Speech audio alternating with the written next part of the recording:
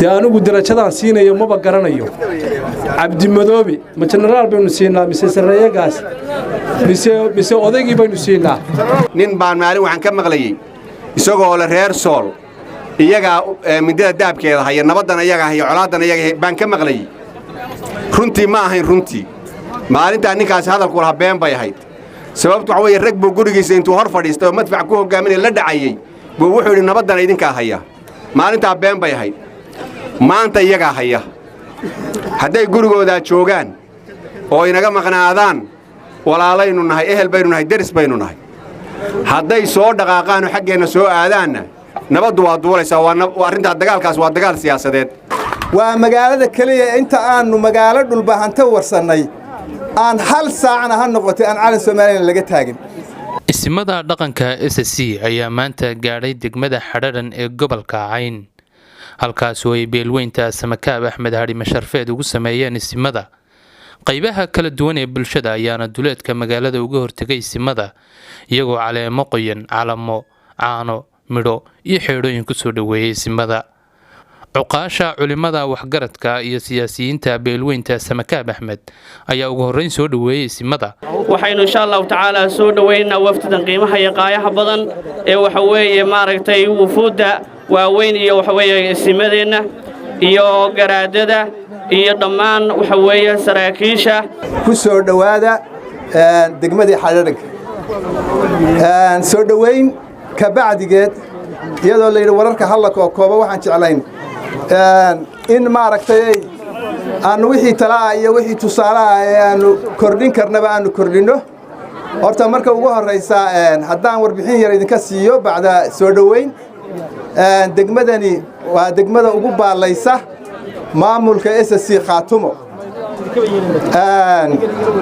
oo u dhax magaalada hadda noogu xigtaa waxay noo jirtaa maamulkan kale ee Soomaaliland ku magacaabay 7 kiiloomitir halka qodob ee kaliya hadalka aan ku soo gabeynaya waxa weeye waxa aa ogaataan waa magaalada kaliya ee taariikhda aanu ku hayno 32 sanadood hal saacna ha noqotee calanka Soomaaliland aan laga taagin hada u fiirsada hadalkayga waa magaalada kaliya inta aanu magaalo dhulbahanta warsannay aan hal saacna ha noqotay aan calan Soomaaliland laga taagin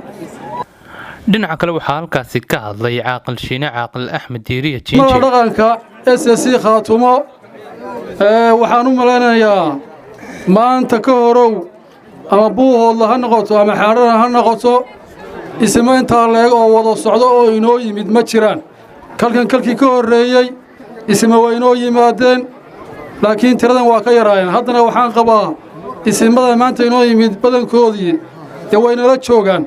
maanta reer Xadhaadhan aan ka ducaysano waxaan kale oo aan raacinayaa isimada aan hore Xadhaadhan ka u iman ee maanta ay ugu horeyso si aad iyo aad qurux badan 100% baan soo dhaweynaa ee codsaday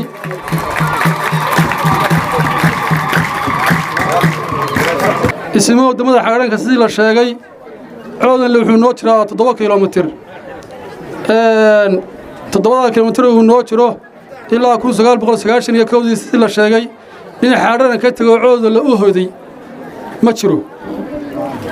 waxaa labeeya in coodan la ka yimid Xadhaadhan u hoday oo deegaan ku noqdo jooga ama askari ha ku yimaado ama shacabnimo ha ku yimaado ha u hoydo dhaqan waxa weeye deegaan ha u noqde ma jiro baadi kala soo casho iyo booqasho waa isugu nimaadnaa ismadu booqasho inoogu yimaadeen waa darafkii halkaa ugu xigay reer Khaatumo Xadhaadhan inay indhahooda ku soo arkaan oo shucuurta dadka arkaan oo barnaamijkooda soo arkaan bay u yimaadeen reer Xadhaadhanow ismada soo kal iyo laab ma soo dhaweyno waa idin soo dhaweynanaa waa geeli dhalay baa jooga oo hadda la lisayo oo la idin lisi doono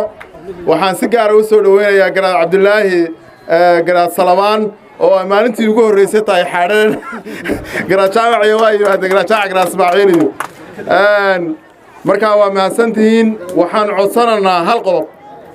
dawladda curatay ee maanta Khaatumo waxaanu ka codsanaynaa deegaanka Xadhaadhanku waxay dalbadeen degmo haddaanu nahay maamulkii horena degmada waa siinaa anagu inkastoo la leeyahay waxbaa ka soo noqdo haddana degmada waa siino xaadhanan wuxuu codsanayaa degmo qodobka labaad reer xaadhananow waxaa laydinka rabaa nabadgelyo inaad bixisaan oo siisaan dadka aad deriska tihiin aad iyo aad baan ugu faraxsanahay xadharanka waa meel magac dheer laakiin maanta kowgii ah waa xadharanku waa meel taariikhi oo la yaqaan alxamdulilah inaan maanta nimaadno aad iyo aad baan ugu faraxsanahay sidaa sharafta badan oo aydan u kala hadhin oo reer xadharan u dhammaystiran yahay taana waa idinka mahadcelinaa ilaahay baa mahad leh mahaddaa kadib waxaad noo sheegteen dacoodile waxaad tidhi waa 7 kilomitir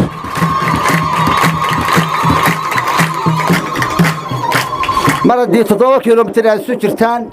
waxaa laydinka rabaa nabad macnawiya nabad marka laga hadlayo ma aha waxba ha iska celin waa adigu fidnaha abuuri meeshan xadharanku waa meel magac weyn innaga hoggaan baynu samaysannay degmada iyagaa bixinaya laakiin kaysi maahaan anoo ku hadlaya afka isimada waxaan leeyahay meesha xadharanku degmo uga qalantahay hal la siiyo waa laydin siin doonaa insha allah waa soo dhowaynaynaa waa ilaahay baannu inii baryaynaa halkaa nimanka walaalladeena waa isirkeennii waxaynuun isku diidnay siyaasaddaynu isku afgaran weyna waa walaalladeenni waa ehelkeennii waa qaraabadeennii iyana maamul bay samaysteen inana mid baynu samaysan waa isnabadgelinaynaa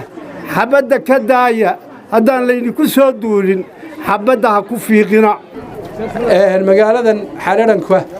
taariikh bay leedahay rag badan oo halganka haddeer qayb ka ah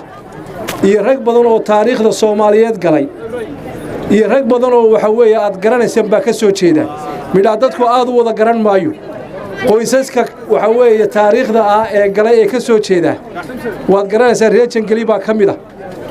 waxaa kamid ah reer caateeyaa kamid ah waxaa kamid ah reer dhagacada kamid ah reer Shariif baa kamid ah waxa reer Cabdulla Iikaadi anu nira hawda baana ima tirin kartid waxaa kamid ah reer Xaaji Faarax baa kamid ah waxaa kamid ah reer Xaaji Xaashi baa kamid ah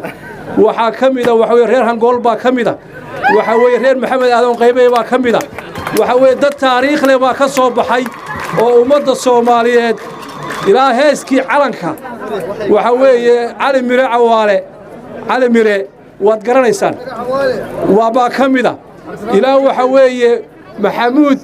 waxa weeye Cabdiraxmaan baa oo waxa weeye reer Cadmeeda baa oo hadda joogaba iyo intii naasoo taariikh dheer kule Soomaaliya ayaa halkan ka soo jeeda waa hooyigii waxbarashada waa hooyigii dadka noocaasi ay ka dhasheen way waana filayaa ubaxa yaryari inay maanta iyana kuwaas oo kale ay noqon doonaan halgankana meel fiican baad ka gasheen oo ragga waxa weeye hawsha wada halkan bay intooda badan ka soo jeedaan aad iyo aad baan idinka mahad celinaynaa awalba waxaad ahaydeen dad magacna leh muuqaal leh deegaankanna runtii ku leh door weyn inta aan ogahay reer xadharan in maaragtay dadka ay waxtaraan mooyaane wax dhibaato laga sheeganayo weligay ma maqal marka waxaan leenahay waa laydin og yahay dadkuna waa is yaqaanaa dadka kalena waxaan leenahay ha lagaga daydo qofku inuu nacfina yeesho ama magaaladu nacfi yeelato ama deegaamadu nacfi yeeshaan sida reer xadharan oo kale wax dhibaataan ayna yeelan oo dhibaatadooda dadka ay ka haystaan tolweynaha iyo dadka islaamka iyo ehelkaba saasaan kula talinaynaa dariiq siyaasadeed bay noogu furayd nabadda aanu ka digaynaa waxa weeye kana annagu aanu ku baaqayno oo aanu weliba jecel lahay in la helo waanu ku celcelinayno oo markii 10aad iyo markii 20aad aanu ay waxgaradku hadleen dadka shacabka ee deriska ah ee xoolaha dhaqanaya